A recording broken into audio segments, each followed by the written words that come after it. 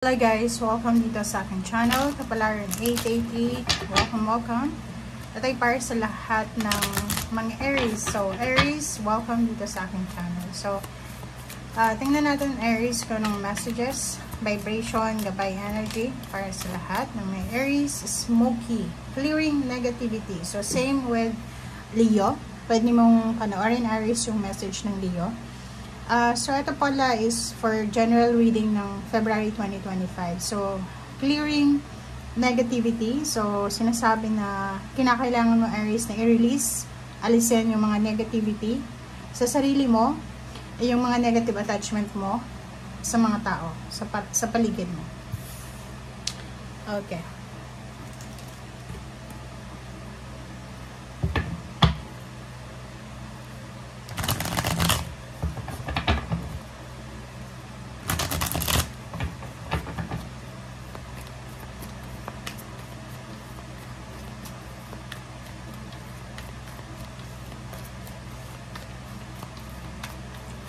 Okay, Aries.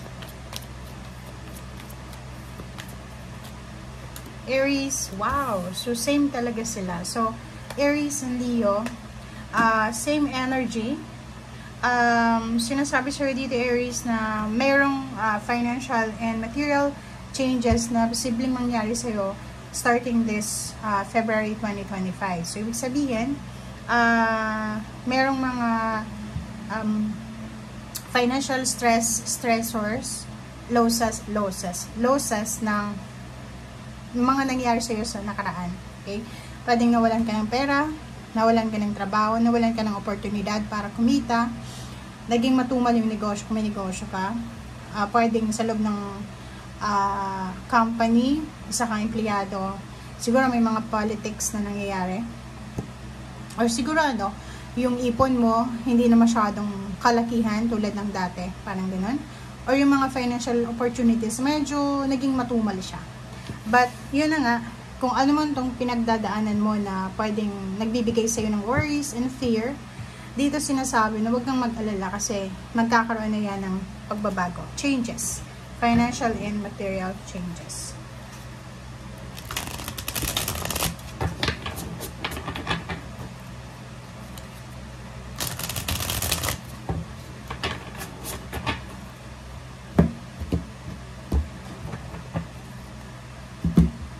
Okay, so the Empress is a confirmation na maraming magsisimula sa buhay mo. It's either new relationship, good health, good luck, good fortune, new relationship siya with someone else, acquaintance, friendship, parang restoration of relationship, renewal of contract, new source of income, new source of happiness, new members of the family, and everything na new talaga. Okay? Everything talaga. Anything na bago para sa'yo. So, for the month of February 2025, if ever lang meron kang mga maiisip na gustong gawin, yung mga bagay na gusto mong simulan, simulan mo siya kasi talagang nasa tamang direction ka, nasa tamang landas ka para gawin ito, para simulan ito. And take care of your body, take care of your health. And kung ano man daw, ano man tong sisimulan mo, it will result to positive outcome, positive endings. And the world card is completion, achievement. So, nakikita natin may sisimulan ka, at the same time, may magpa-positive ending dito. It's either end of contract, renewal of contract, and the relationship, magle-level up siya from girlfriend to boyfriend, magpapakasal, so mag-asawa na sila, parang ganun. So, ganun yung estado. Pwedeng ilalagay ka sa posisyon na bago. Okay? So, Page of Wands, and then Knight of Wands. So, nakikita ko sa'yo dito na in the next months, pwedeng November, pwedeng December, or pwedeng sa mga susunod na buwan, makakaramdam ka ng sobrang excitement, kilig. Sobrang kikiligin ka, may excite ka, makakaramdam ka ng sobrang confidence.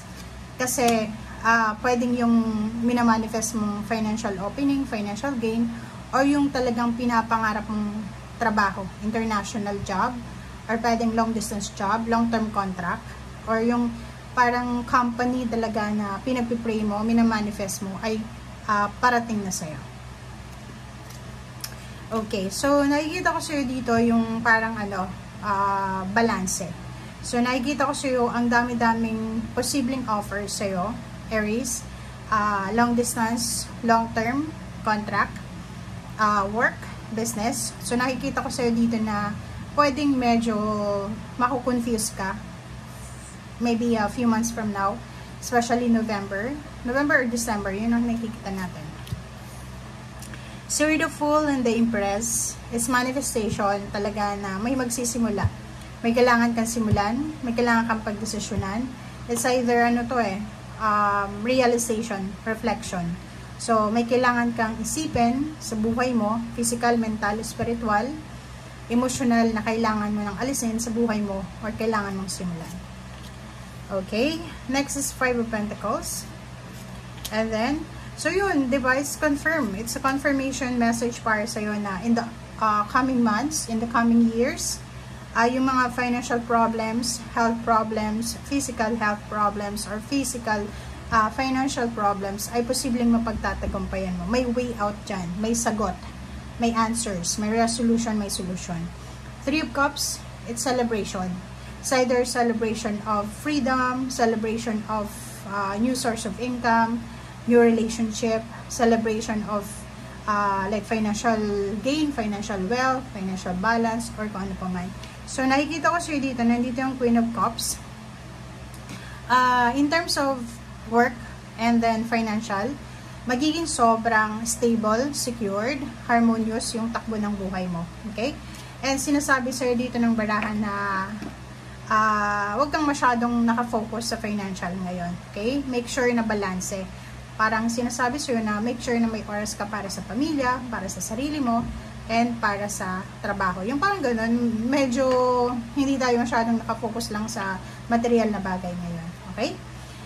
And Queen of Swords, kailangan mong huwag kalimutan na habang may buhay, may pag-asa ka. So, sinasabi niyan sa'yo na huwag ka ding mag-alala kasi may mga taong pwedeng pumasok sa buhay mo para tulungan ka.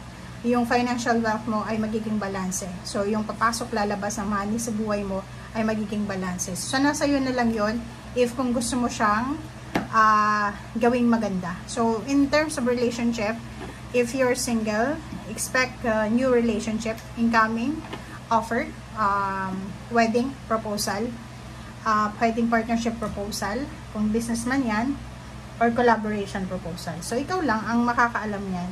And yun na nga, expect mo din Aries na magiging sobrang workaholic ka. And at the same time, expect mo na din na maraming kailangan kang gawin. Kasi recovery mo to restoration. So, marami kang tatrabahuhin ngayong taon ito. Lalo ngayong February. Okay? Thank you guys. Bye!